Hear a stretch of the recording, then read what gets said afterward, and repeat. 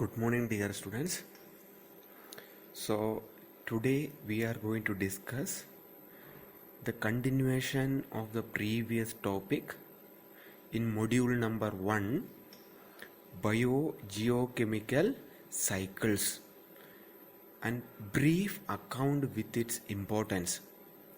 So, in the previous class, we have seen what is the overview of ecosystem and how the different tropical level the energy is flowing, and what do you mean by food chain, food web, and ecological pyramid or a energy pyramid, and biomagnification. And today we are going to see the important aspects of the role of microorganism in the nature. Okay, and one important aspect in which the microorganism is playing a very vital role is the biogeochemical cycle, the nutrient transfer across all the system, the soil and the water and the air. So that is the important aspect today we are going to discuss. So first of all, you should know that what do you mean by biogeochemical cycles. So this is nothing but this is the overflow, okay, the movement and conversion of all the nutrients from one tropical level to the next tropical level across the ecosystem.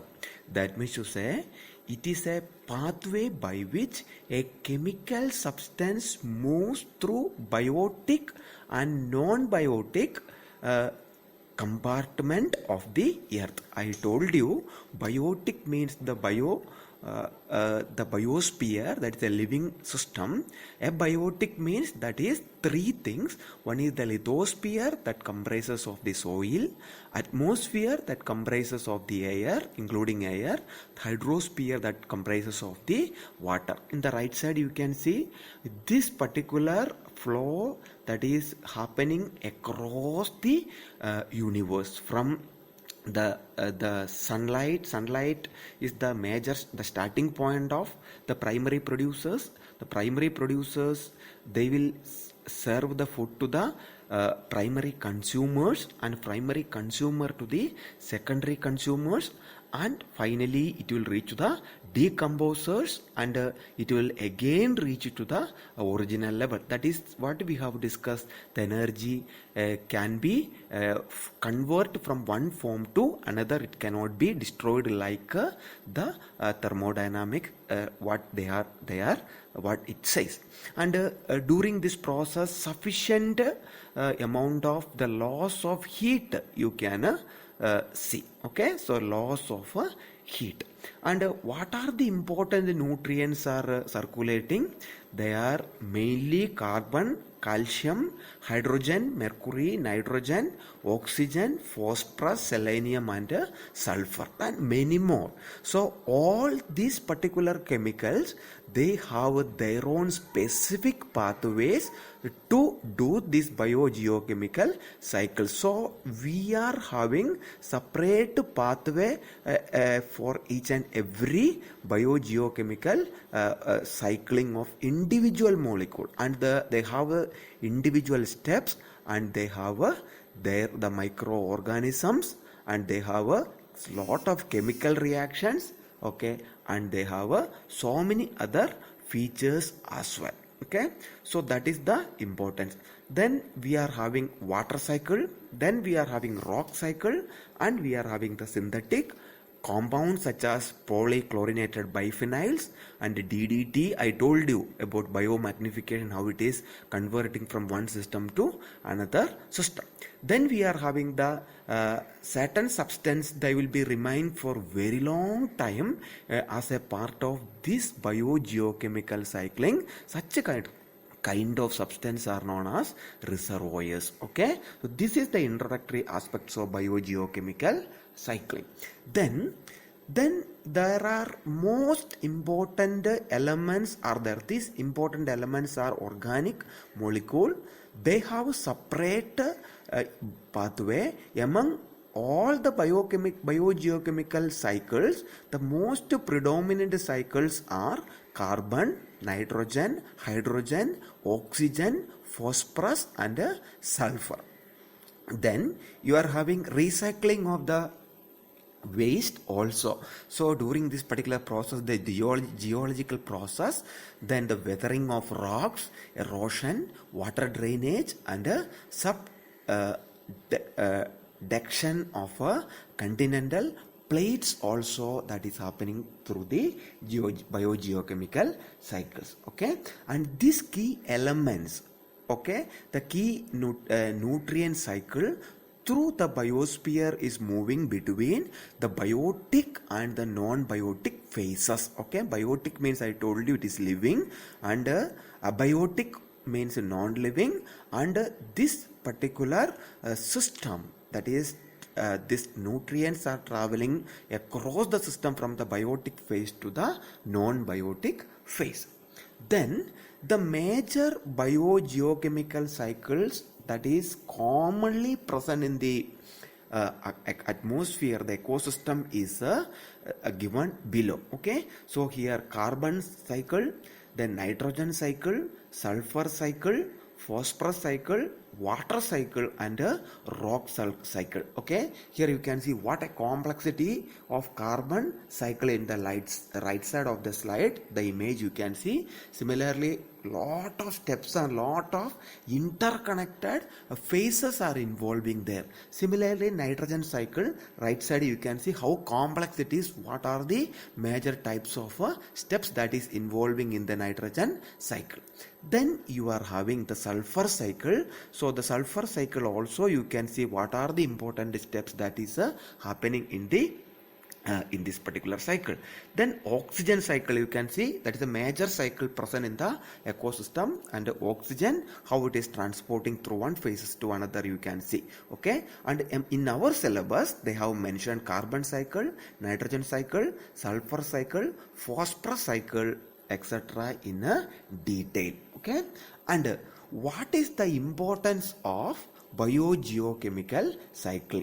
Okay, so as you all know, carbon is the principal component of our in the organic phase and the key component of the fossil fuels, and you can see the organic components mainly consisting of carbon. So carbon, the movement and conversion of carbon and carbon related products are very important. Thus carbon cycle is very important. Then nitrogen cycle, which is also important in the body. You know that proteins are pure nitrogenous substances. The building blocks of proteins are amino acid. They are pure nitrogenous based substances. They are critical component in the human and the animal's body mass. Then comes phosphorus. Phosphorus is a key component in RNA. Okay, so this RNA they are having so many importance, and this along with the nitrogen they can use as the the artificial fertilizers. They can be utilized in this particular component, and in the fertilizer most of the fertilizers are phosphorus. So you can see the nitrogen phosphorus is very important component. So phosphorus, the fertility of the soil also, it is very important. Then next one is sulfur. The case of sulfur, that is a key component in the protein structure. Okay, the primary, secondary, tertiary structure you have seen, and sulfur containing amino acid, especially sulfur is using to create a lot of stability to the protein structure. Okay, sulfur containing amino acids, especially sulfur produces disulfide linkages that stabilizes the protein structure. So these are the important aspects. Okay, then you are having, then you can say then what is the importance of this system. Okay, the biogeochemical what is the importance of this biogeochemical cycles? Okay, then here you can see the importance. They are flowing through the energy flow is there. Then similarly you can see the biogeochemical cycling of water. Then similarly carbon, nitrogen, phosphorus, sulfur, etc. are very, very important. Then I told you about some reservoirs. So these reservoirs are major types of reservoirs are major component that is present in the biogeochemical cycles. Okay, so the reservoirs are very, very important. So the chemicals that are sometimes they are hold in the ecosystem for a very long time. Such a type of reservoirs, such a type of components are known as a reservoir. So reservoirs are abiotic factors.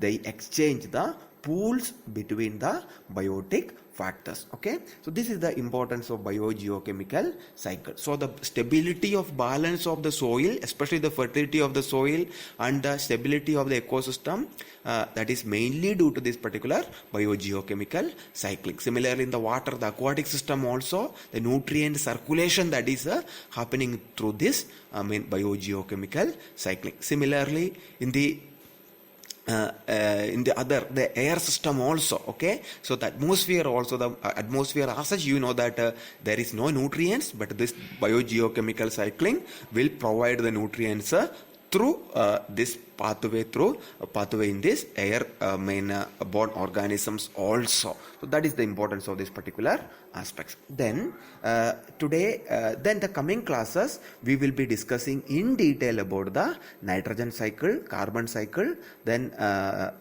phosphorus cycle and sulfur cycle. So that is what is mentioned in your syllabus. So today we conclude. So the nutrient cycling is one of the major aspects in this particular ecosystem. Then it helps to maintain the fertility of the soil, and it helps to maintain the nutritional content aquatic ecosystem in the body, and it helps to maintain the stability of the life. Also an important concept.